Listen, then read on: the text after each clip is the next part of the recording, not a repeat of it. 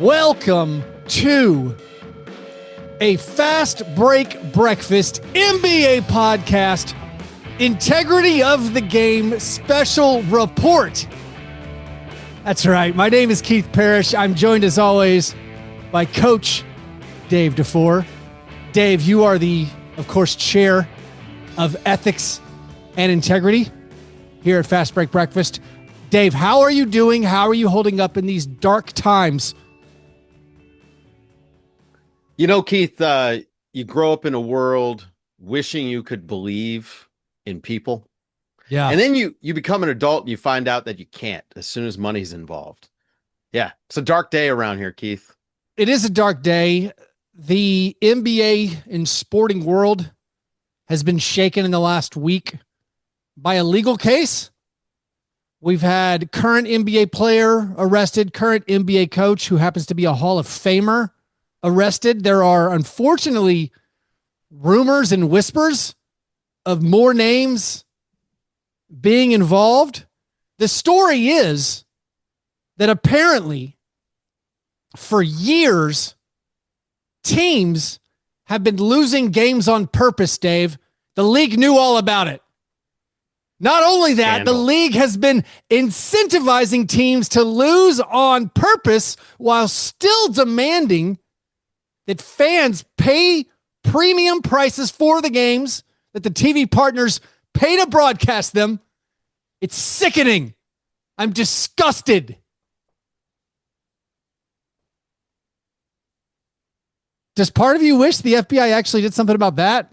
I mean, I know we shouldn't maybe call the police when there's a problem all the times. Yeah, but, we don't call the police around here. Yeah, so there's a problem. I guess there's a bigger problem for Adam Silver. Now that, again, the U.S. Attorney's Office coming after Terry Rozier, coming after Chauncey Billups. Adam Silver going to sit in front of Congress? Is that that's the timeline we're on, dude, right? Adam Silver has already conferred with some part of Congress, the part of Congress that is doing something, which I don't know exactly what that is. Senate. I assume at some point he's going to. The integrity of the game, of course, non-jokingly is important when it comes to these issues with players doing these props and throwing their unders or whatever you're doing. Yeah. However, I cannot roll my eyes hard enough anytime I hear people talk about the integrity of the game for like, again, because Chauncey Billups, when he's named as that co-conspirator in the Terry Rozier part, he's named for like telling somebody they were going to tank. And it's like, well, yeah, we all knew that. Is that bad? Who doesn't know that? Yeah. And so there are, it's weird where there are legitimate ethical and legal issues. There's also there's this spectrum of like, well, what's wrong if you do instance by instance? Like if someone's like, hey man, the Grizzlies are 5-point favorites tonight. And if I say, oh, well, this is the second night of a back-to-back, they're returning from the West Coast. And even though the injury report doesn't come out yet, because on a back-to-back, It doesn't come out later, you should know that John normally doesn't play the second night of back-to-backs. I could give everyone that information. Yeah. And it's not quote unquote insider information. No. But I'm advising you how, in my opinion, how you think you should bet. But then you start walking that a lot of different ways, and it gets very interesting. So here's like hypothetical, Dave. This is like the Terry Rozier thing. So these also, of course, are different cases. The poker thing is its own thing. Right. The poker thing is a normal crime. Yeah, it's a totally different scam that these people were running. The poker thing, very regular crime. The people who were defrauded were illegal gamblers. Right. So it's like the victims in these things are funny. And I've had a lot of debates with some of my close friends about this, where I'm like, well, who are the public at large you feel sort of defrauded when there's any integrity of the game issues, right? Non-tanking related. Yeah. But also it's like the victims named in the government's case. Right. In the poker scheme, it was illegal gamblers. But of course, they're trying to keep the money from going to the mob. That's how it helps the public good, theoretically. The one in the Terry Rozier case, the victims are FanDuel and DraftKings because they broke the terms of service. It's like, well, what if? All right, so Terry Rozier in the indictment, it says that he told a childhood friend that he was going to leave in the first quarter of a game. What if Terry Rozier said, my foot hurts pretty bad. I'm going to give it a go tonight, but I'm probably not going to make it out of the first quarter. Has Terry Rozier done anything wrong? In the clear? I don't know. So then his associate, his childhood friend, the indictment says, sold that information. I'll be honest, I didn't read the whole indictment. But in that indictment, does it also say that Terry said, hey, you can use this information and if you win some money, give me some money? Because it sounds like he just said he's going to leave in the first quarter. My tiny girl, my small child, had a soccer tournament this weekend, been dealing with a foot issue that apparently is very common with kids who play sports. She has this inflamed growth plate. She played on Saturday, played 2 games. They also had a game on Sunday. She's mainly been playing in goal because she has to run less, but she wanted to play on the field. She wouldn't play in the field. She ran pretty hard on Saturday. If my father-in-law asks me on Sunday morning, hey, how's she doing? I'm like, well, she wants to give it a go. She's going to go out in the field and play a little bit, but I bet she plays a couple minutes and that's it. You think he's going to get some action on that? So what game? If he turns around? My father-in-law, maybe he's in bad with the wrong people. A little overextended. And they're like, hey, I would take the under on the goals here. Gambino crime family. Because I'm pretty sure she's only going to play goalie. There's no chance she makes it out in the field. So all these are these are the legal issues we're diving through. Yeah. Also, let's go with real world experience, Dave. This is something beat reporters deal with. This is something like a beat reporter, of course, you want to be the first one to report, so-and-so is not playing tonight. And that's why beat reporters if you're on social media, you're followed by all kinds of gambling people because that's the thing they do. Let's go with you're at Summer League and you see that so-and-so's not suited up 45 minutes before the game. Like there aren't Summer League injury reports, And so it's like you see that the best player on your team, the other team is not suited up and you say, hey guys, if it interests you, VJ Edgecombe's not playing tonight or something, whatever it is. That is not a crime. Right? I mean, I'm just, I'm asking you, Dave. I don't think so because I'm not privy to insider knowledge. I guess I'm not in the organization. If it's just my observation. Well, so here is the insider knowledge issue. If you're employed, and this is again, maybe I can't afford to have a lawyer on this show to explain this to us. I mean, we could do that if you need to. No, I know a lawyer that listens to this show. So the whole idea, if you're employed by an NBA team and you put it out there before you're supposed to, but also the NBA teams are supposed to put this out there publicly because then you avoid all this issue. But if I'm just there as a guy who covers a team independently or for whoever, the Athletic or a local newspaper, and you say so-and-so's in street clothes an hour before the game, he's not playing, bettors want that information. So then you get people in your DMs saying, hey, is so-and-so dressed today? Who's dressed today? You're there in the gym. And this is just how it all works. And that's not illegal at all. And none of that's illegal. But if you're an NBA player, don't do it. It's a different standard. What if, Dave, you're at a casino getting a coffee? What if you're at a hotel getting a coffee in the morning and your favorite NBA player is in that coffee shop? Sure. And you say, hey, man, this could be just a person. You don't have to be even reporting for this. You could just say, hey, man, I'm a huge fan. Can't wait to watch you play today. And he's like, oh, I appreciate that. I'm a little banged up. I don't think I'm going to play, though, but I really appreciate that. Did that NBA player just commit a crime? If I use that information and then sell it to a bettor, if I go to FanDuel and don't declare that I have this information violating their terms of service, did that player do anything wrong? No. I think Adam Silver would say yes. Right. Maybe. I think the league, Tough. I mean, this is where I'd be curious to know what the NBA players are told. Like, you can't tell anyone how you feel or something. Right. You can't say anything like, oh yeah, I'm not suiting up today. No therapy I'm a little for sick. you. What if you're at the club the night before, it's 4 a.m. and you see an NBA player that there? Happens all the time, right? Yeah. And you've seen him and you're like, all the time. Yeah. And some guys are built for it. Michael Jordan can get up and go the next morning. Some guys maybe aren't. You're like, this guy was out to 7 a.m. I saw this man inebriated, apparently. It's 7 a.m.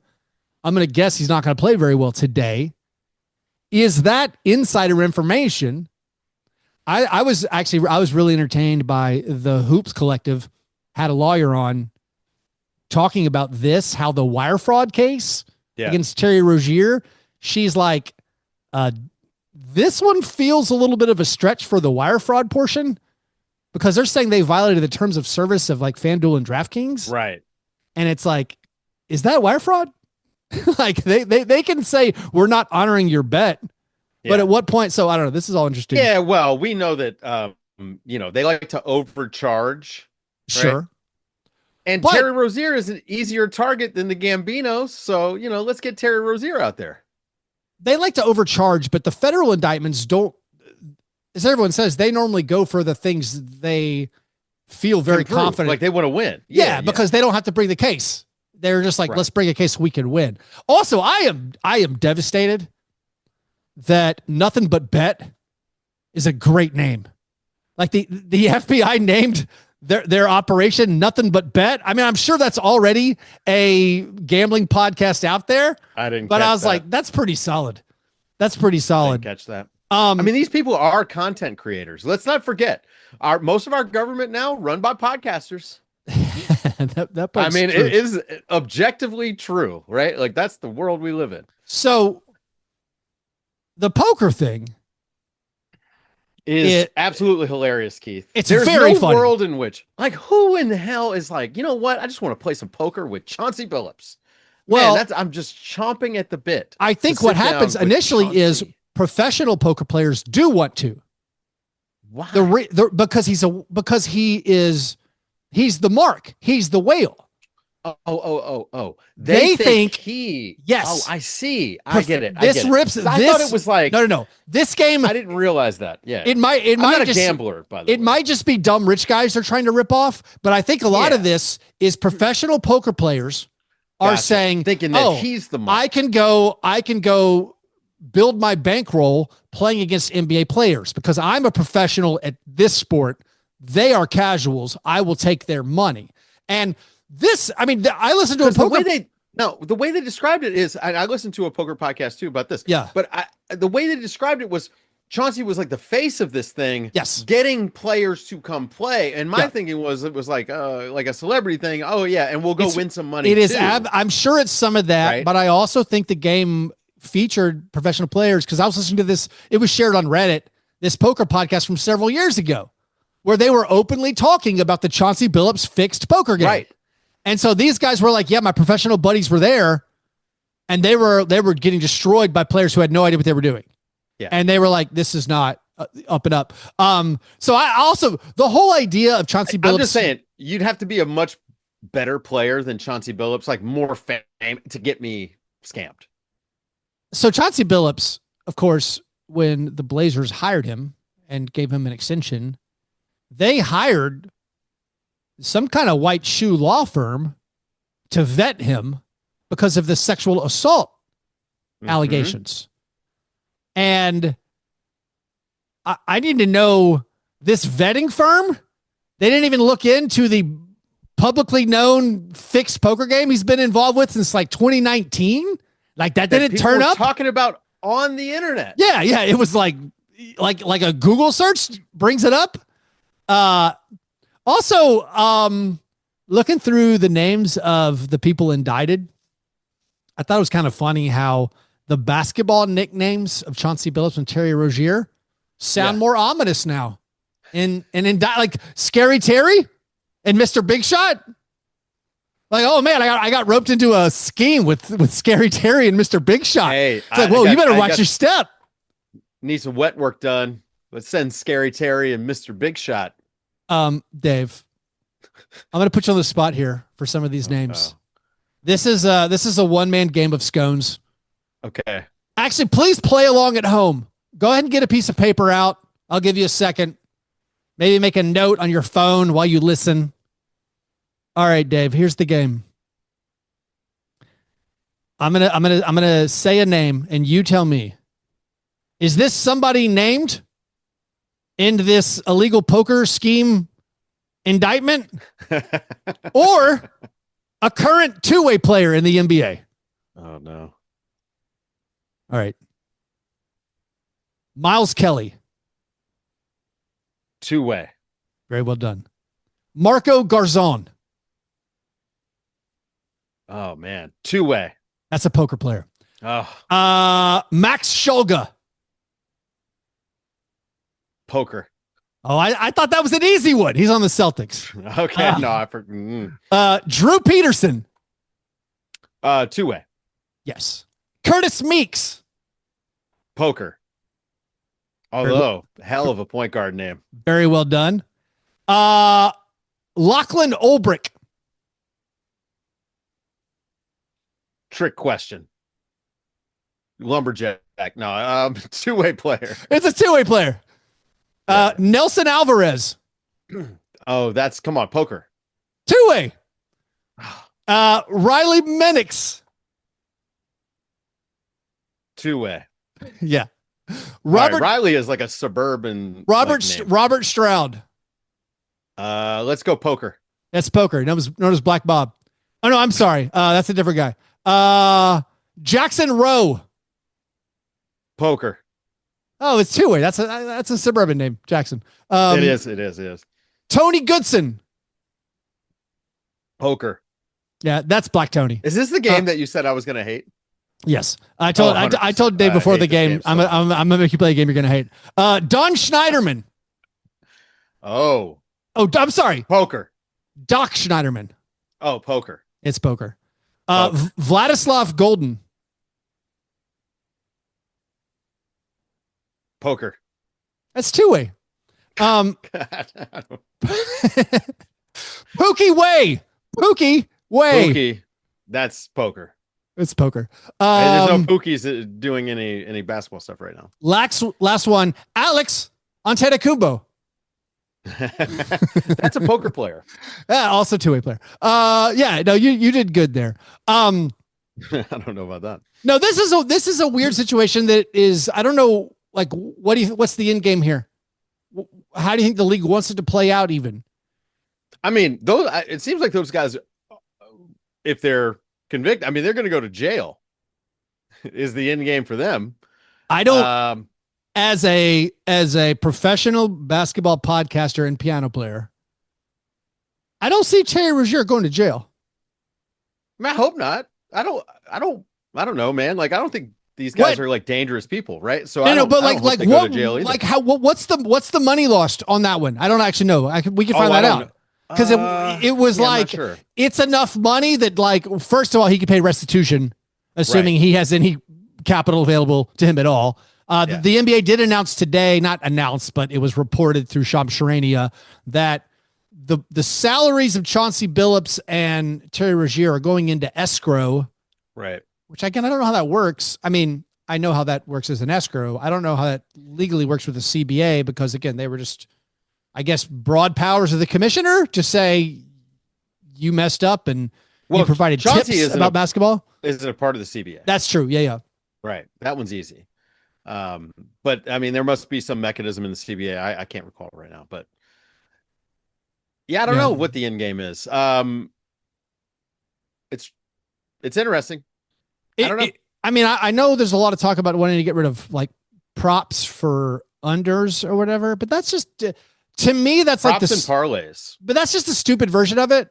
I think the whole gambling conversation, the legalize it, regulate it, so you bring it to the light, like that's sort of the idea. But sometimes there's too much mold in the home, Dave. Yep. And you need a little bit more than sunlight. You need actual remediation. You gotta inject bleach in there. Yeah, you got to. Apparently bleach not the best option. I found out.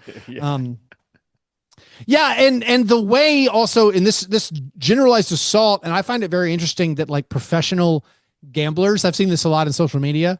Professional gamblers are out there being like, it is unconscionable how this gambling is crammed down everyone's throat. Like, I am a professional gambler, and there's no way I should have to listen to Tracy McGrady. I'm not picking on him. Whoever on TV. No. Yeah. I shouldn't have to listen to any person on TV who is not a professional gambler give out their best picks. And it shouldn't be part of the NBA's broadcast thing. Like, you got to limit you can't have tobacco ads on TV anymore. Right. And so it's really weird how the league has done this overwhelming assault. I mean, the players' salaries are higher because of this.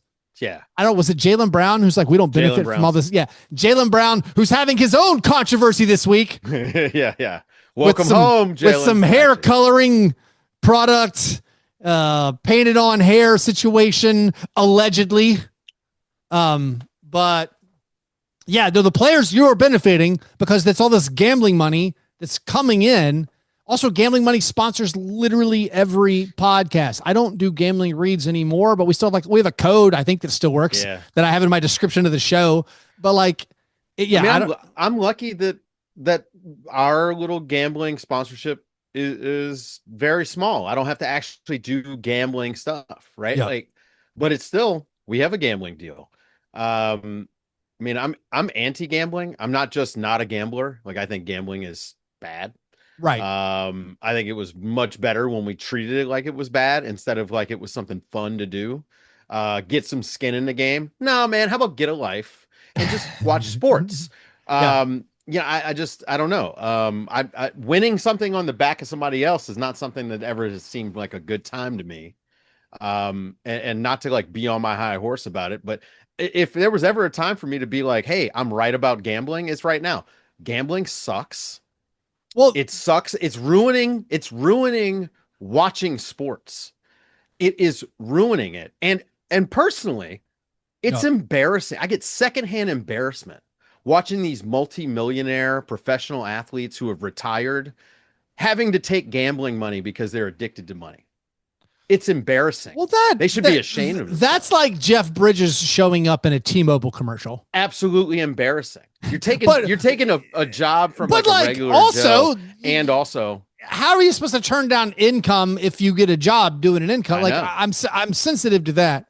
I don't know, man. I would be like, gambling is a thing. If we legalized heroin, Keith, do you think celebrities would be lining up to take the heroin money too? Yes. I think that they would, actually. Yes. Because we are in a society that exists post-shame. Matt Damon would be pushing heroin like he pushed cryptocurrency. 100%. Yeah. Larry David did a crypto commercial, man. Yeah. Like, you know. But at some point the money gets to be too big. And then you just like, that's the whole thing with the sports washing where you're like, wait a minute. I was about to say, how do I balance if they're going to give me this much money to do this one thing that I don't like?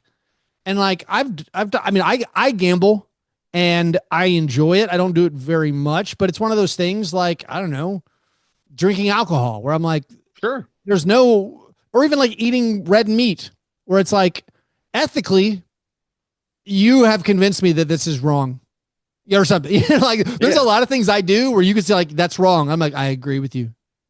And it's like, so then you become this, I don't know, who gets to choose what and what do we have to do? And it becomes very, very difficult. But when it comes to the NBA and their product and guys faking injuries or not reporting the injuries, that's where I guess it comes to a head. A lot of it too comes back to me. You could also just try to win the basketball games. That would make that at least it would eliminate a lot. That would eliminate the easiest current ways we have to cheat at gambling. 100%. If you got rid of tanking, 100% solves so much of this. Because so much of it, like the Terry Rozier thing, where he played 9 minutes in that one game, his unders hit, and he didn't play another game that season. I don't think that affected any consumers. Maybe it did. Right. Maybe it affected the people who bet his overs that game, of course. But it's like, it didn't affect the Hornets in that game. It didn't affect the Hornets season. The Jonte Porter stuff is him taking himself out of a Raptors game. Did that help or hurt the Raptors? You know, like there's a solid argument that helped the Raptors by him not playing. So yeah, They could fix this by, of course, adopting any one of my many tanking proposals. Here's my latest one I thought up, Dave. Does it involve dragons? The genesis of this one is my joy as a Grizzlies fan watching the Suns and Magic lose during the first week of the NBA season, because the Grizzlies get possibly both of their picks. Right. What if no team had their own draft rights? Okay. Every year, the team with the worst record gets to pick which team's draft rights they have for the upcoming season. So if your team has the worst record, you say, you know who stinks? The Hornets stink. With the first pick, we'll take the Hornets draft rights for next year. And so, however the Hornets finish the next year, that's where you get the draft pick. So no one ever owns their own draft pick. I thought it would be. You can't control your own destiny. You will never, ever have your own draft pick. It removes the temptation to lose on purpose. You've added another layer of gambling and potential for collusion. You could be like listen, brother, we will trade you our best player if you lose your last 20 games. Yeah, that would be that would be the downside. Yeah, I don't know. Incentivizing losing in any way whatsoever, right? You're going to have this problem. Why not just do a flat lottery and just let the chips fall where they may? And I mean, every team, put every team in there. It doesn't bother me if Cooper Flagg had wound up on the Oklahoma City Thunder, it would have been cool. I do not care. I don't care about this thing where, small market teams, the only chance that they get to get talent. I'm sorry, man. Like, we've been doing this forever, and how many teams just tank and tank and tank? They're never good. And then when they get the talent, they waste it anyway. So who cares? Just put every team in the lottery and let's see how it works out. So it can't be any worse than what we have now. I would absolutely take a flat lottery over what we have now, which is incentivizing losing. You and I have said it many, many times. If you have a sports league where 2 of the teams, 5 of the teams, a third of the teams aren't trying to win, that's not sports. It's something totally different. Anyways, Dave, we have to talk about the first week of the NBA season, what actually happened on the court. I have some breakfast in bed apologies, but before we get there, I have one more hypothetical for you, Dave. Hypothetically, if you bought a new house and in this house, hidden away, you found a handgun, what would you do? I want to hear your answer right after this break. All right. All right, Dave, we will get to the basketball very, very soon. Okay. But if you bought a new house, moved in, found an unsecured handgun in this home, what steps do you take at this point? Well, first thing, you secure the handgun, make sure it's unarmed, right? Like unloaded. Yeah. Right. Okay. And then call your realtor. Say, hey man, think these guys left a gun, and hand the gun back off. But yeah, first thing, make sure it's unloaded. So from someone who's not a gun owner and has next to zero gun experience, I did secure the gun / leave it where my children could not reach it. However, I did not try to unload it because I don't know if it's loaded or not. If you never handled a gun, don't touch it. Exactly. So that's what so what I'm doing is I'm putting stuff away in the new house, and I put something up on a cabinet that's above our washer and dryer, and I feel there's something there. And I'm like, what is this? And it was in as a zipper pouch, but it was like a zipped up case. And I reached it. I'm like, this is very heavy. And then I'm like, I don't like this. And then I zipped it open. And I'm like, yep, that's a handgun. And I put it in. So I put it back. It's really funny. I actually talked to several friends about this. The most common question people had. What kind of gun? No, they said, hey, did you check the serial number? And I was like, no, I didn't, I didn't know to do that. How do you check the serial? Well, I was like, first of all, I'm not a gun owner. I've seen more movies than almost anybody. Also, it's just a gun. I mean, but I'm like, what am I supposed to do with a serial number? Yeah. Am I supposed to Google it? Right. No, I actually had the phone number of the previous owner because their moving company kept left a lot of things. And eventually our realtors got tired of us being the intermediary. Yeah. And I'm like, they can just text me. It's fine. Cool. I texted them a picture of the zipped up case and I said, hey, did y'all leave this? And they said, "Oh no, what? Oh, shocking. What is it?" Or no, I never seen that before. It was just a zipped up case at this point. My first thought was like, that sounded too strong to me. Yeah. Like it looked to me like in the photo of my zipped up case, like a little triangle. It looked like an auto harp. That's where my musician heart went. A little tiny instrument. But anyways, I'm like, well, all right. So they didn't seem to know what it was. So now I'm like, I guess I want to. Whoa. You didn't say, hey, I unzipped it. It's a handgun. Are you First sure of all, this isn't yours? First of all, Dave, I would never text the word handgun. I don't want. Sure. Hey, is this your gun? I'm not going to say that. I'll throw it out on the YouTube transcript, no problem. But no, I said I wasn't sure what to say. Initially, I don't know what to say because I don't know the previous owners. Yeah. Like as actual humans. But I was like, hey, is this yours? Does this look familiar? Or something. But they said no. So now this is like, oh, this is someone else's. They never found it the whole time they were here. That again, questions. That's the answer. I don't know.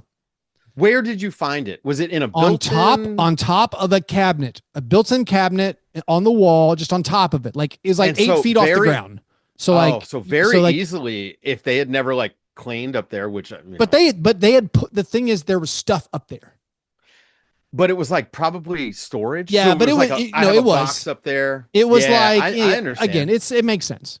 So how do free you handgun? First of all, how do you move and not bring that with you? You would think from the other one, but also so some other people are like, man, just free handgun. Check it out. Make sure it's clean and then go sell it. I'm like, I don't want to sell it. I want to get rid of it. I want it to be destroyed. Yeah. Nashville specifically has a huge issue with stolen handguns. All of America does, but like the number of guns lost in my city is astronomical. And so I just wanted it out of circulation. I would just say before you make any calls to surrender the gun or whatever, just I would come up with a plan to make sure that like everybody knows, like, hey, I'm trying to turn this gun in. So this is a past tense situation. I already took care of it where I wanted to after I figured out like I'll go to my local police precinct, walk in, be like, hey, just go without the gun. Of course. First. Of course. Go without it on me. Also, I lost my wallet during moving, so I didn't have an ID. I didn't want to be, hey, I don't have an ID, but I did find a gun. But I do have this gun. Yeah. No, so I went to the precinct and I was just going to say, hey, I just moved into a new house. I found a firearm. I would love to get rid of the firearm. Can you? Also, I was like, I don't even want to Google like how do you get rid of a gun? Don't want to put that out there. Can't Google that. But what is gun disposal is a great use of law enforcement because they know how to use guns. Yeah. A lot of experience with guns. So it turns out the precinct in Nashville that I live near is never manned. It's just, there's no one anywhere there. Cause I was like, they're public, right? You just walk in the building and there's a guy or a girl, there's some officer there working. Apparently ours maybe got defunded. Not manned. Call the non-emergency. I did eventually call the non-emergency number. I actually talked to a really nice lieutenant. And I was like, out of curiosity, what happens to it? And he's like, well, if it's one of the certain number of approved firearms that we can use for our academy, it'll be a backup service weapon. If it's not, we destroy it. And I was like, that sounds good to me. So they came over and got it. The officer who got it, 6'8", easy, huge, like a tall, skinny. He was skinny. Like I was like, yeah, I left it up there. You could probably reach it. You're taller than I am. Huge man. I want to know what his wingspan was. You guys talk hoops or possible? Great. No, we didn't. He asked me the same thing. He's like, you check the serial number? I was like, no, I didn't check the serial number. Anyways, it's so funny. It's so Dave, funny. We haven't done other. Yeah, I gave away a gun for my breakfast after our breakfast. Scan the barcode. After our breakfast, we moved to our breakfast in bed. Apologies. This is our chance to make right what we might have gotten wrong. Our first chance to talk about the NBA, which the show is supposed to be about. Huge apologies for last week. It was a 2-hour show. I mean, I called Kevin Durant Kevin Garnett one time. That was out of pure exhaustion. I maybe said Jared Butler could be a low-key breakout for the Suns. He had gotten waived unexpectedly at the last second by the Suns. John said the Hawks won like 47 games last year. I did say, I don't think it was that rich. They won 40 games last year. I also said the Pacers had some stat where they came from behind from 15-point deficits in the postseason. Oh, turns out that was correct. That one was that was good right when it left my hand. Apologies for doubting myself. What else we need to get to? A follow-up from the league commissioner for my fantasy league that auto-drafted without me. He said, also, again, he apologized, but he was weighing in on what's more stressful, buying a house, having a baby. He said, number one, buying a house. Number two, managing this fantasy league. Number three was having a baby for him. So shout out to that. All right, Dave. First week of the NBA season. Let's do something. We've been all over the board in this episode. Let's go rote. Let's go standard. Let's get our footing back. Let's go with an easy case, like a simple mob poker ring where it's very clear what the crime is. Which team, after the first week of the NBA season, which teams have you gained the most confidence in? Which teams have you lost the most confidence in? So what's your go either one? Gained is probably Spurs, man. Oh, yes. Like Wemby looks crazy good. And Dylan Harper comes off the bench and just, how does he stay on the bench? I don't know how they do this. They have so many guys who can handle the ball. And that's not even including Wemby, who you see him bringing the ball up against full court pressure. This Colin Murray Bowles kid who's supposed to be this great defender, and he's like cooking him behind his back. He's cooking him with like toying with your food. He's just doing N1 mixtapes. Like, I'm gonna do it to this guy, for fun. It's like Kevin Durant. He has handles like Kevin Durant at this point. So I think the Spurs I've gained the most confidence in. They just look really good. It's shades of like OKC a couple years ago, right? Where they were just, oh wow, they're good. There's no growing pains. They're just good. Now it's early and they haven't really played anybody yet, but they have a lot of things that I like. Yeah, I mean they have a few / many of the role players are shooting the cover off the ball, but the biggest thing is just like you said, Wemby looks crazy. I think I had my doubts. You listen to the show. I had my doubts about this Spurs team. Opening night, I was just like, like it's not going to matter what the rest of the guys do. Like it doesn't matter. They're giving up like 20 points per 100 possessions in the paint. They are when Wemby's on the court. Right now, again, they haven't played anybody, but I mean the Mavs one, maybe it's all right, but like sure. They're killing with Wemby, but even now, when Wemby's off the court, they're a tire fire. And so maybe they're like last year's Nuggets team with Jokic. Maybe. I think right now, again, 4 games, small sample size, when Wemby's not on the court, they have like a 130 defensive rating. But it might not matter because Wemby is this alien. The shot block he did in the first game that was like a volleyball spike straight down. It was ridiculous. Like spike, like there's that one thing that you always taught about, like Bill Russell, he kept his blocks in play. Right. And that's the next level of defense. And Wemby certainly swats many into the crowd where maybe at some point he'll just start catching them. But like, I think so. I've never considered, when I think of blocking a shot to keep it in play, you think about just not swatting it hard and just try to maintain it. He kept it in play by just spiking it straight down, just spike it, like bouncing it off the ground to himself. And I was like, I've never seen that before in my whole life. And then he comes down and hits like a wild step back on a 7-footer. By the way, he didn't do this on some little guy. It's like watching him play children on a little Tykes rim. Yes. I get a text during the game, this game that he does at 360, the 360 layup, I thought he was going to dunk. Like Wemby I don't think he has to jump to dunk. Yeah. I don't think he has to jump anymore. Another team that I've gained some confidence in. I mean, I don't know. What do you think? There's these Eastern Conference teams that are off to great starts with the Bulls, the Sixers, the Heat had the best net rating in the NBA. Fun. I do think, if I'm talking about confidence, I think maybe it's the Sixers because we described them as a black box team where we didn't know what we were going to get at all. Yeah. I think getting this from Maxey and Edgecombe, when you're already getting, I don't know what you even describe Embiid's first few games as, where it feels like he's not that important relatively. Right. And like, that's kind of weird But like Paul George hasn't even played yet. So I think because of that, it has actually boosted my confidence that like, oh, this could be a clear-cut playoff team, even with what they have. They got very lucky against the Wizards. Old habits die hard. The Wizards, I don't think they were tanking, but like gave up a 9-point lead. That game was incredible. That actually we might do a whole unplanned. It was a fun game. It was a very fun game until the replay started in the final minute. Right. Bona winning the game. I was about to say Adam Bona. There's a difference. You can feel the energy difference when Bona was in there versus Embiid. Embiid just not moving at all. Like there's a certain amount of, and I wonder if this isn't where you're going with this, where you have more confidence now because of Maxey and Edgecombe, because it feels like they could pivot, right? Like there's a path, a clear path to a reboot.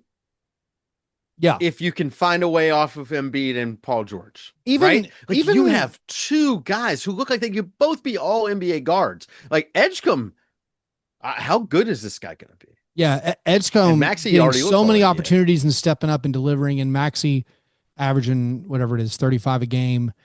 Yeah, I say the confidence grows for me, like you said, because like this is Embiid playing 20 minutes in each of these games, and yet they're finding a way to win.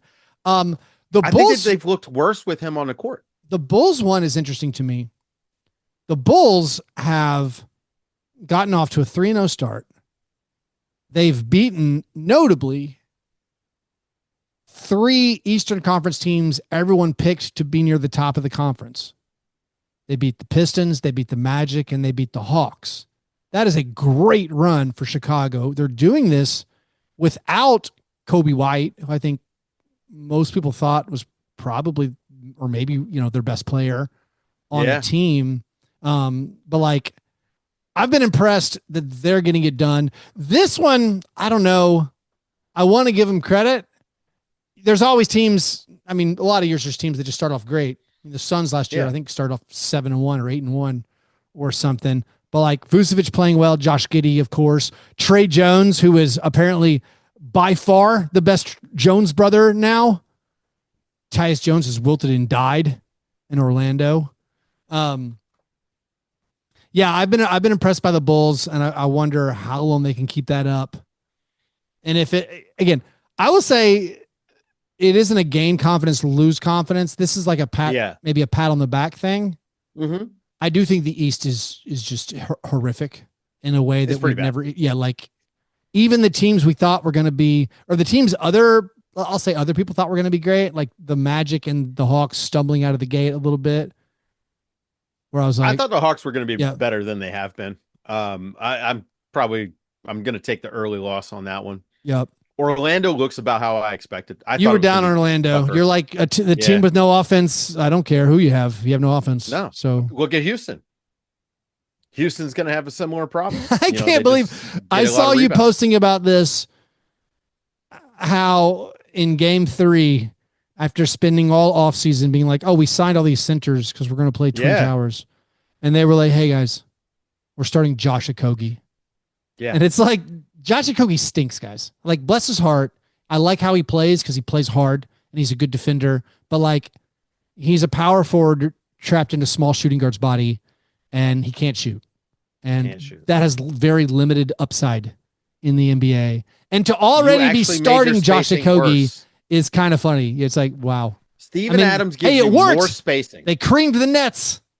Yeah, but Steven Adams gives you more spacing because of the spacing that you get on offensive rebounds. The offensive rebound kick out to 3 is the single most efficient shot in basketball. You're better off doubling down on that if you are not going to have any kind of an offense where you get easy buckets. Those are your easiest shots. Yeah, the Rockets are 1-2. They've lost the 2 games they played against accepted okay teams. And they destroyed the Nets. So they're still a mystery. Is there any other team that like you've lost the most confidence in, or a team that like, Atlanta. I've lost a lot of hope in them. I'm kind of up on Milwaukee.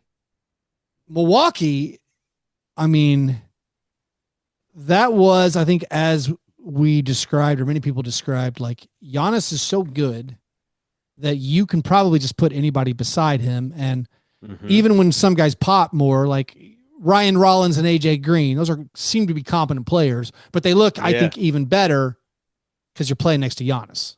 Right. And it's like, he's attracting so much attention. Just Giannis and give me a Gary Trent and a Torian Prince, and we're gonna mess some people up. And that's it's been happening. Yeah. But as far as down, I mean, it's still a little early. Right. And I didn't have high hopes, or at least outsized hopes, for a lot of teams outside of Atlanta. I was probably higher on Atlanta than a lot of other people were. But everyone else, I was lower on the Warriors. So I would say I think that what I've seen from the Warriors so far has been really good. They look good. Kuminga looks like been he's awesome. turned a corner. The one issue, like, I'm worried about Horford, but it doesn't matter right now. It matters, in May. But Quentin Post has come along nicely, and if he's going to be able to play for them, that's a big deal. So I think, I'm up on the Warriors. Couple of concerning stats about the Magic that I'd written down. Tyus Jones is averaging 1.5 points per game, shooting 21% from the field, averaging 2 turnovers and 2 assists, 1 turnover per game. But 1.5 points. Wendell Carter, he's shooting 33% from the field and 68% from the line. Like, what are you even doing? That is insane. There, Wendell Carter. Here's a team I have lost some confidence in. Even though I took their under, we were a unanimous under. After a handful of games, the Mavericks are disgusting. They're bad. And I think they thought they were going to get a little bit more from D'Lo, but also they're legit playing Cooper Flag at the point guard and just saying, hey, y'all figure it out. And it's like, I thought they'd be tough, at least, like hard to play against. And it hasn't been the case so far. Again, 1 week in, a lot of places to go. Oh, here's something I've lost confidence in, Dave. The NBA's broadcast partners. Have you tried to use Peacock? Okay. Full disclosure. Yeah. My League Pass is allowing me to watch the Amazon games, the NBC Peacock games in the NBA app. Now, I don't know if that's for everyone. I don't know if you log in through the NBA app, if it allows that. That to me is a game changer. I just want to be able to watch them all in one place. We talked about that. That was the click to watch. It hasn't worked for me in my Roku. It doesn't work at all. Okay, it's working for me on Apple TV. Okay. And I don't know if it's working for everyone else. That has been an upgrade. So that's great. For me, NBC, it looks amazing. I don't know if they've got better cameras, or what, but the actual image of the game looks great. Very basketball forward as far as the presentation goes. But man, I am sick of like living in old stuff, and I like hearing Round Ball Rock once, twice a season is cool, man. Yeah. But like, I'm not 13 anymore. Like, why didn't I really wish that they would make a new song. Like, I'm just kind of like, I love TNT's song. Yeah. But so the Round Ball Rock I'm fine with. I know I have that's small potatoes. I have positive. The entire thing it's wrapped in 1993, man. Like, I would rather hear from Steph Curry than Michael Jordan. It's aimed directly at me, and I'm fine with it, and I'm enjoying it. I haven't watched a single Michael Jordan recorded bit. Yeah. That's not for that doesn't interest me at all. The presentation is good. I will say that. So the presentation I've seen on Amazon is subjectively, the presentation I think is good. The pregame, halftime, I don't normally watch those things, but what I've seen, totally fine. The actual user experience of Peacock, you have to watch a 15-second ad whenever you turn the game on. Like, you're paying for Peacock. Why do I have to watch you're like, oh, the game's on. Hey guys, turn it on. This last second. You turn it on. It's a 15-second ad no matter what. And then if you pause, like last night I paused it to go I'm a parent, go check on my kids, go take trash out, go clean the dishes, whatever, put stuff out. I come back to unpause it. You can't skip through the commercials. That is like a new level of like Adam Silver. This is a bigger deal than Terry Rozier. I'm sorry, it is. Well, Terry Rozier defrauded DraftKings. Me not being able to skip commercials, we're talking about hundreds of thousands of viewers who you are like making their lives worse. Like that, I couldn't believe that. Also, the FanDuel standalone app is horrible. There are no video controls. There's just a progress bar to scrub. Like you got to drag it. I don't understand who's running the league. Who vets these things? Nobody. Anyways, They just cash the checks. Everybody else figure out the problems, man. Like, let's get the money. let's go back to basketball because I didn't prep you for this, but no, it's not wild. Just like guys who have blown my mind. I mean, Wimby has blown my mind. Sure. Wimby has blown my mind. But then like smaller stakes, smaller potatoes. Maybe you can think of one. I'll do two guys. I got one. Oh, you go ahead and do it. Guys who you've been like, what in the world? This guy's amazing. AJ Mitchell. Okay. Dude. He to me, he's the front runner for sixth man of the year.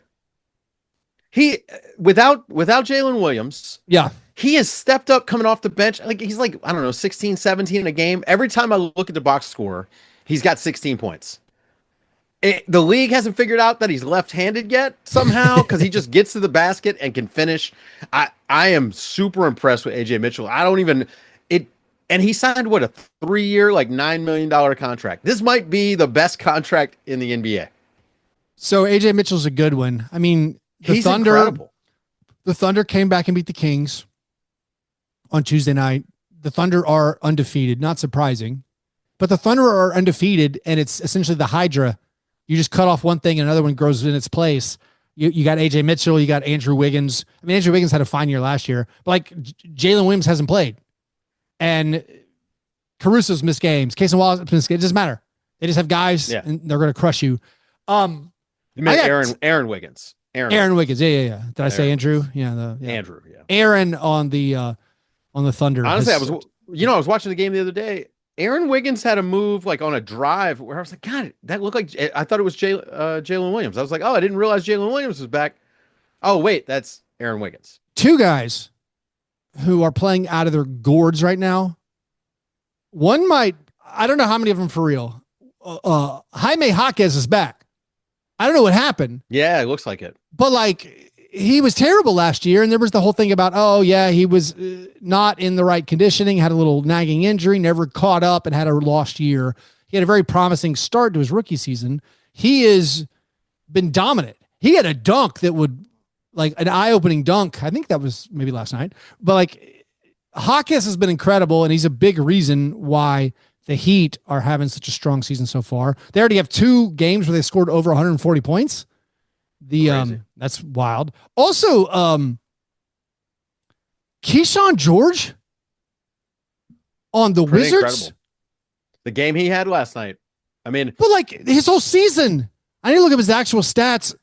He's amazing. And this could be an apology when I'm talking about the Wizards last week. I'm naming off the young guys I liked. I didn't even mention him. He has been like a revelation. He's averaging 20 points per game, 9 rebounds, and 5 assists, almost 3 stocks per game. He's scoring off the dribble.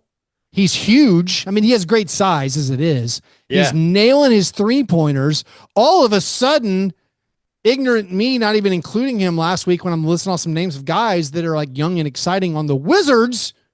And this looks like he could be their franchise guy.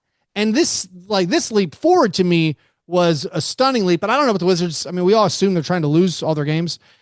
Sure. But I don't think so. I mean, they were trying to win last night. They're a team now where you're like, you have fun guys and like you have young, good guys. And like Alex Sarr's been playing well. And so like that could be a team that maybe pivots into something a little bit fun for a little bit. I assume they're going to pull the plug later on, but it's perfect time, Keith, for that rebrand back to the Washington Bullets. Right? What if they were the Bullet Points and they were sponsored by like Microsoft Word, something less violent? We can't go back. What did we have a pre-bullets? I feel like that's all we're doing. It does feel like we're bringing back. So. Yeah. If ever there was a time where the bullets would be embraced in Washington, right now would be that time. You make a good point. By the way, Alex Sarr looks really good too. I mean, the Wizards have players. Trey Johnson, Bilal Coulibaly's coming back tonight. I read earlier. It's nice. I wish every team had some hope, right? Like, because Keith, like I have to watch basketball every night. Like, it is my job, and so it sucks to have like you said, 5 or 6 teams that aren't even trying and won't even be fun. Well, that's the Wizards are going to lose, and they're going to be fun. Not to bang the drum. That's a product of incentivizing and losing. Right. Jazz fans should be excited when their team plays well. When you have the Larry Markkinen, Kyle Filipowski, and what is that? Oh, Kessler, all like the big men all playing together, and like you should be excited when you win some games and you have young core you want to develop, and then hopefully you'd add some good players around them, and that's called making a basketball team. Let's answer, Dave. We have some listeners submitted a question about the first week. We've actually sort of hit some of this, but here we go. This is the croissant questioner.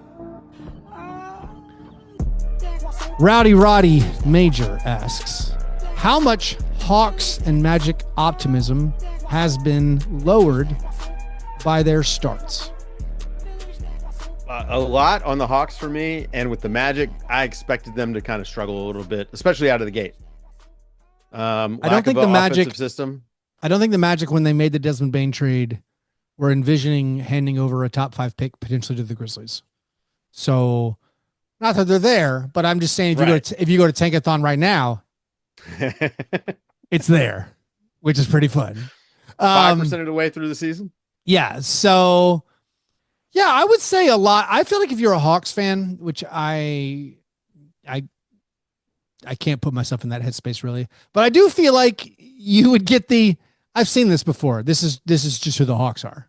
This is the Hawks. They're not making the effort plays. They're not good at defense, and like Trey is good, but like, is he doing the winning plays? And so it's like, yeah, we're going to beat a lot of teams. We got some talent, but this feels like a rerun of previous seasons where we had the optimism, like the year they came off making the conference finals, where it's like, all right, oh wait, no, we're still the Hawks, So I don't know. Yeah. The Magic thing I think is tough. They have struggled to shoot that basketball. They made 3 3-pointers in that loss to the Bulls. That's impossible. Speaking of the Magic, this is another question about specifically the Magic. This question is from Mike F. Is Paolo Banchero just Aaron Gordon 2.0?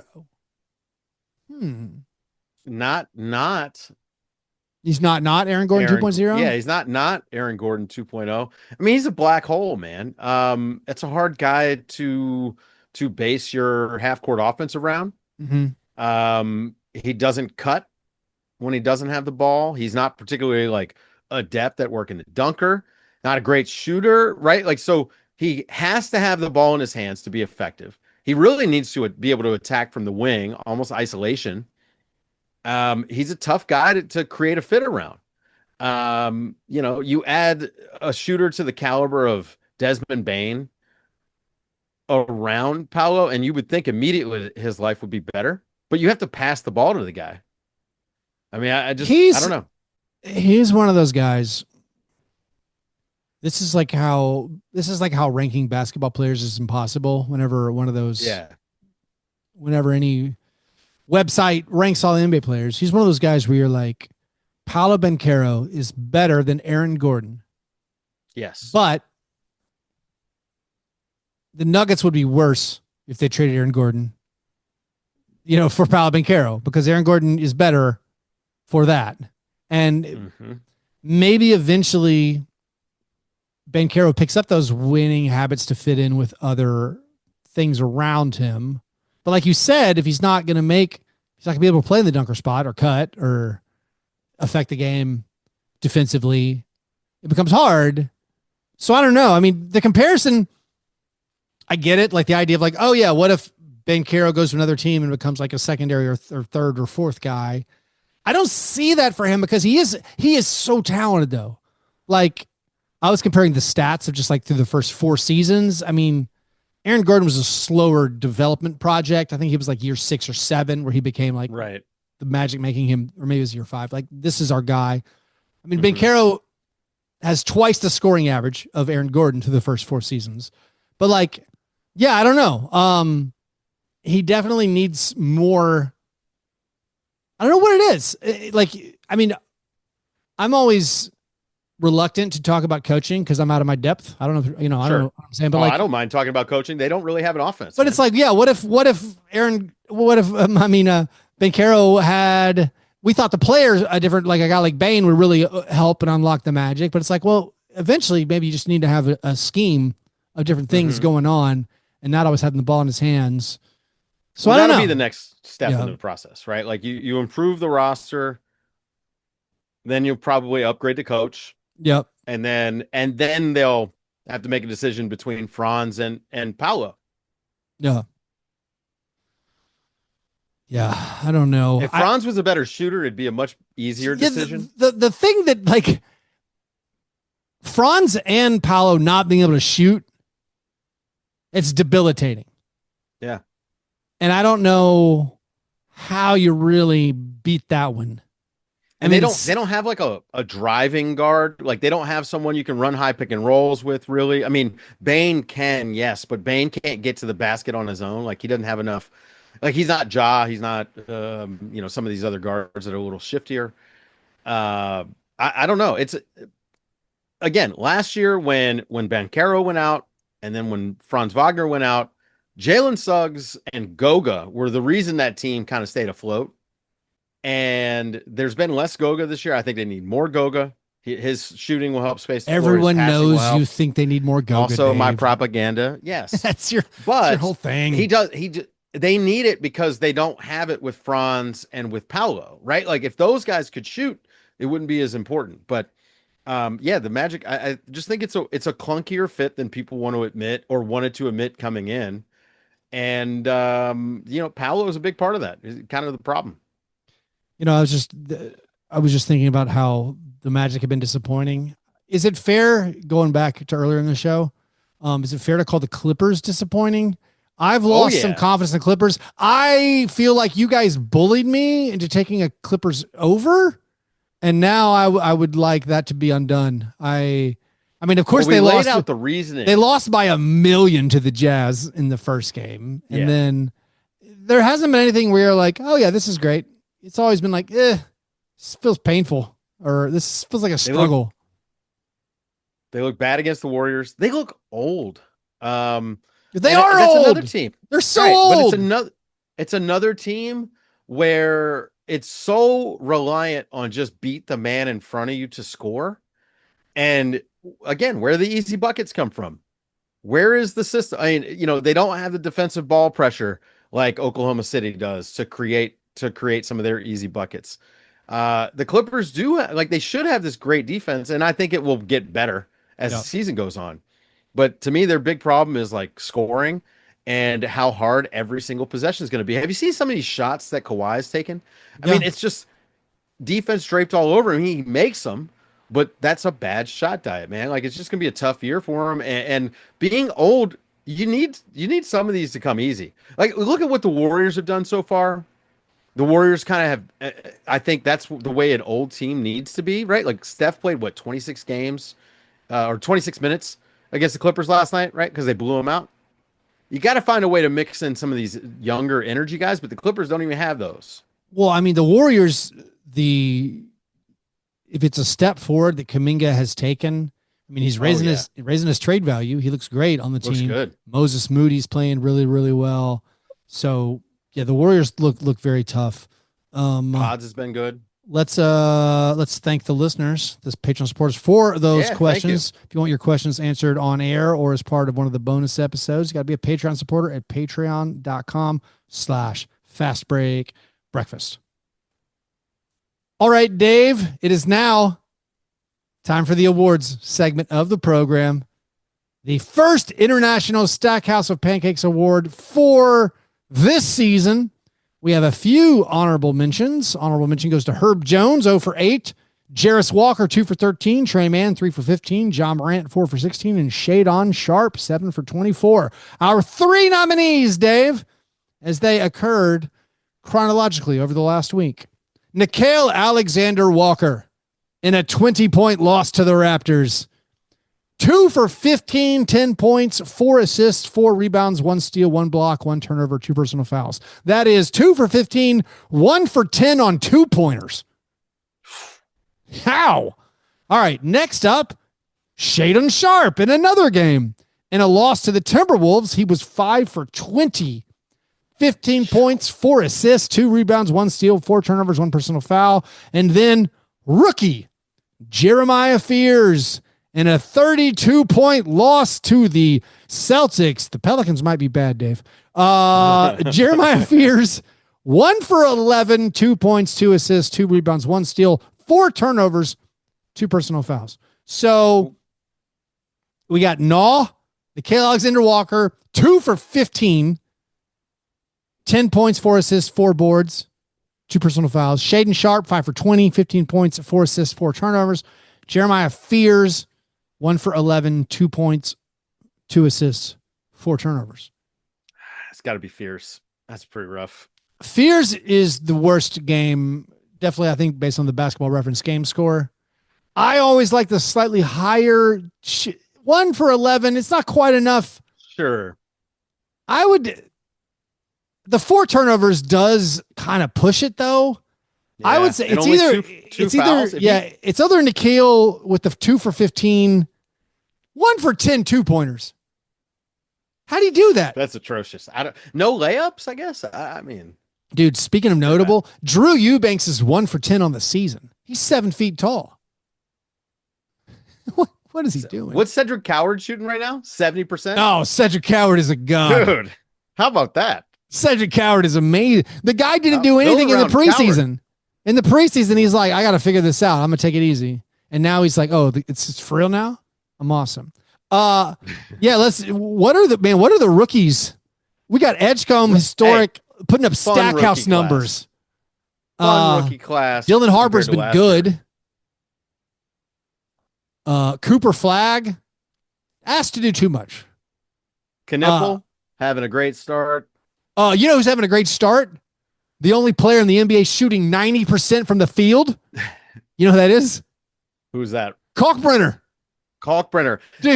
Ryan Kalkbrenner. I got a nickname for him. Okay, Keith. Is it the Kalk blocker? No. Oh. The Big Bank.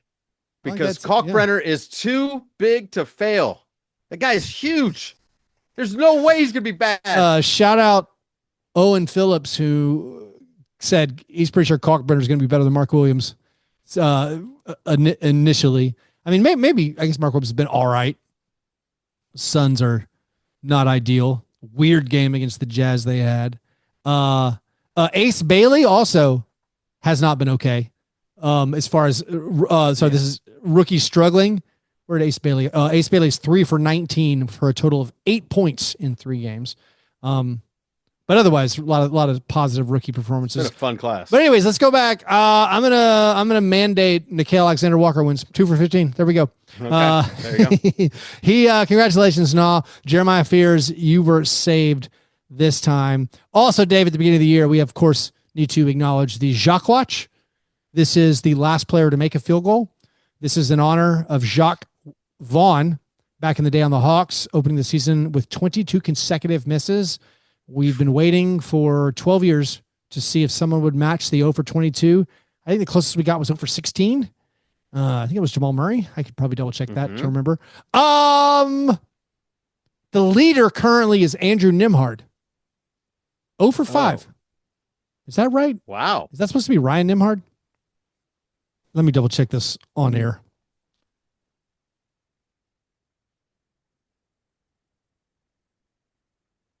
Going to NBA.com, field goals made equals 0. 0 for 5, Andrew Nemhard is the most we've got. There we go. Yeah, I'm right. Yeah, it was right. Andrew Nemhard. I briefly panicked thinking he played more than one game. Andrew Nemhard has not made a shot yet this year. 0 for 5 is one game. The other Justin Champagny. Yeah, so this is very sad. My guy who I like on the Wizards, Champagny 0 for 4, Jordan Goodwin 0 for 4, Ujman Jang 0 for 4. There's been a lot of talk on the streets about Bronny James doing a slow one. He's 0 for 3. I think he was 4 for 20 in the preseason. Bronny James cannot shoot the basketball. Arguably doesn't belong in the NBA. And he might have a chance if he gets enough minutes. Just keep missing one shot every night. If you miss one every night, they won't notice. It's fine. Just one piece at a time. One piece at a time, man. Like Johnny Cash told us. Yes, So yeah, that's the updated Jacques watch. And now, Dave, anything you're looking forward to? What are your things? Man, honestly, Yeah, I don't know. It's been such a fun first week. so good. And like, I don't know, man. Friday night, if I probably won't get to see it until the weekend, but Miami and San Antonio. It's Thursday. Yeah, that's Thursday. Oh, Yeah. is it? Oh, it's Thursday. I thought that was Friday. Yeah. So Miami, San Antonio on Thursday is going to be fantastic. Between the style that Miami has adopted, where they've just abandoned screening altogether, not just pick and roll, but just setting screens in general. Just Yeah, out the window. they went and they tracked down the guy from the Grizzlies last year, Right. Noah LaRoche, and they wanted to try some of that stuff. Yeah. Yep. And so, everybody wants to play like Paris. And then with that, and obviously the Spurs, like that dude is must watch. He really is. It's just every single night. It's kind of amazing because the World Series is happening right now. And Shohei Ohtani is like this. Like I barely watched any baseball this year, but I feel like I saw 200 Shohei Ohtani at bats. Yeah. It would just pop up. I would see it. Wemby is at that point. Giannis may have a season like that too, by the way. Like if you just look at some of the stuff he's doing right now. But it looks more spectacular when Wemby does it because you add an extra 7 inches to the guy. Who else might be game? I have that game circled. I would say, who else might be having a Giannis type season? Austin Reeves. 92 points in 2 games, man. So, I mean, honestly, there's so much to go over in this first episode, and of course, all the gambling and the weirdness and the poker scheme. But like, yeah, we have Austin, who every time Luka and LeBron both miss, just goes off. He's averaging 36 points per game. Giannis averaging 36 points per game. Maxey at 37.5. Luka played 2 games. Yeah, had 92 points. 45. Yeah. Yeah. We have Shea at 35 a game. Larry Markkinen, 35 a game. I mean, the scoring exploding. The foul calls exploding. So many long games. Also, we're looking forward to, Dave, on Friday night. Cup time, baby. That's right. NBA Cup. Are you going to go to Vegas for the final? No. Why not? Can't, because I go to Vegas for a week in the summer. Yeah, come for 2 days. You get me a stipend? Maybe. I can get you some merch. I don't think I can get a suite. I don't think I can fly to Vegas for an athletic hoodie. I'll see if they'll put me in a suite. You can crash on the couch. There we go. All right. All right. That'll be a great plan. All right. Yeah, so much awesome stuff going on. You're all in on the NBA Cup, right? Like we're going full, I like basketball. I like the NBA. Right. I like this part of the year when no teams have started losing. It's great. I love the sport. I just want them to play basketball and not try to lose. That's all I want. So yeah, I like the cup. I like any part of it. Extra added stakes. I actually think they did a better job with the courts this year. That's a very subjective thing. I like how I always wait. I you know what? The first year I got burned because the graphics you just can't. It was see. The colors were too much last year. It looks like I think they've tempered some of them and they've standardized it a little bit. So yeah. I'm at least I'm optimistic that it's going to be good. No, I like any tournament. I said that so many times. Yeah, if you do anything and it's a tournament, I become interested. I'm like, oh, cool. Yeah, I'm in. Anyways, yeah. Who's winning? Who's winning NBA Cup? Let's make picks. Oh, it could be anyone. That's I honestly think it's the Thunder. Yeah, the Thunder. I think the Thunder want to win everything. I think that they want to win everything. I think the Thunder are going to win the NBA Cup. I mean, you got to pick someone but the Thunder, though. I mean, they're by far the best team. Well, I think they're also going to win 70 games, so it's tough if you lose any of these cup games. What if they win every game and they go 83-0? Oh man! Although they're not going to count the one because it doesn't count for the stats. Right. It goes into the nether. Anyways, thanks for your time, Dave. Listeners, you want more from us? Get that at patreon.com/fastbreakbreakfast. You guys are the best. Thanks for listening. And remember, breakfast is the most important thing. Don't cheat at cards or anything else. Yeah, never apologize for being G&G. Fast break, man. You understand?